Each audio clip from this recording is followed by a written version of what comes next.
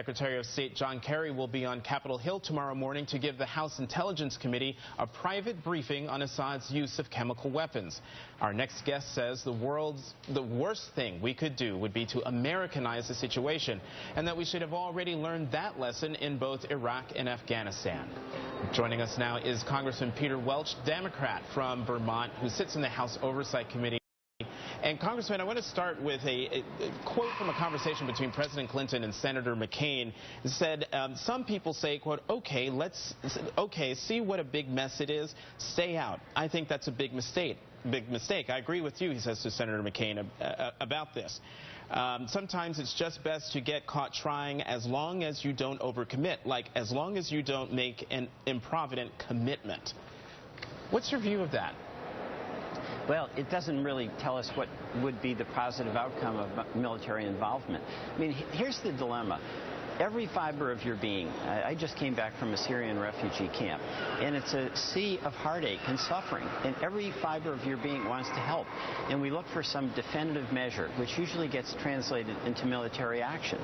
But the fact that we've got a desire to help doesn't mean we've got a practical way where we can stop a civil war or find a way to shoot our way to a solution. So the hazards of action and escalation of our role on a military level, I think, far outweigh the benefits, and would have a real likelihood of making it appear that this is an American effort to once again intervene in the Middle East.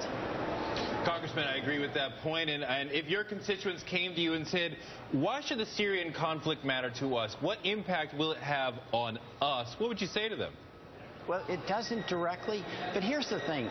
There's a humanitarian concern that motivates a lot of people. So, you know, when Senator McCain or Senator Graham are saying we've got to help, you understand where they're coming from. But from a strategic interest, it's obviously in our American interest to have as much stability in the Middle East as possible. And the debate is whether military action would provide stability, as some of the proponents suggest, or it would actually create additional instability. And I think we've seen with our efforts in Iraq and Afghanistan that there is an enormous counter-reaction to military effort. We cannot micromanage an outcome. And that's sad to say and hard to say because you want to help, but does it mean that we actually have a military option?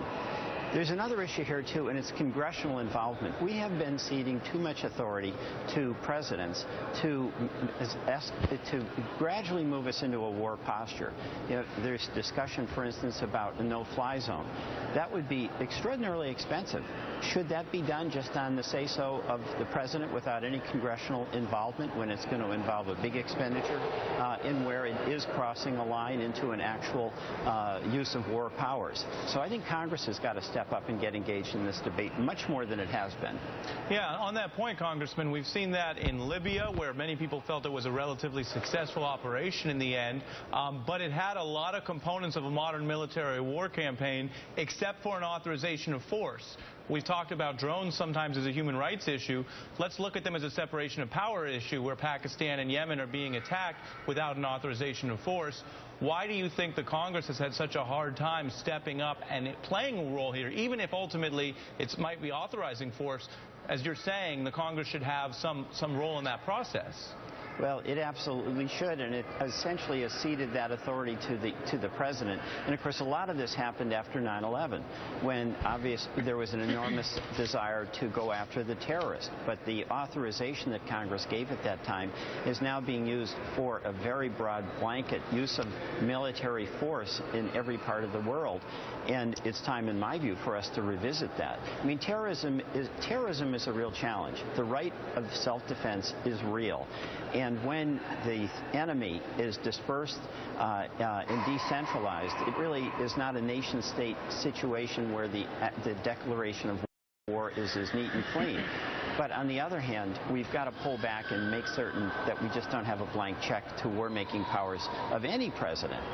Yeah, Congressman Welch, it seems to me like we've really split the baby in Syria. We have all of Bush's rhetoric and none of the foreign policy.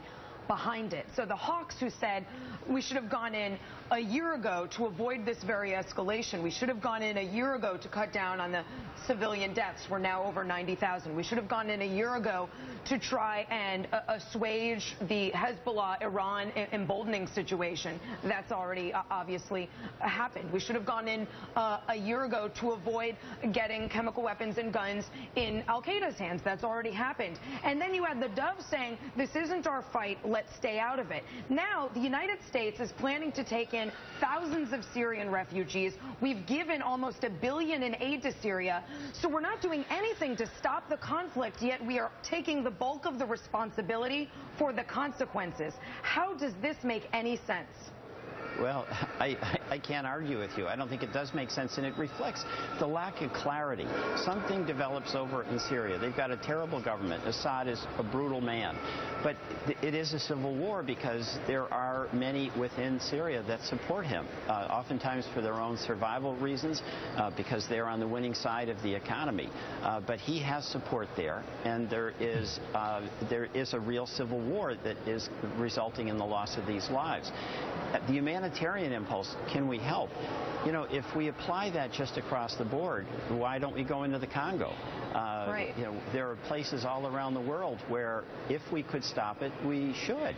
But that doesn't mean we can. And, you know, we have seen, this is the thing where restraint is required, and I've admired the president because there's an enormous pressure from armchair generals here in the Capital, acting as though all you have to do is give the word by the commander-in-chief and the Syrian situation will be resolved, and it's not the case.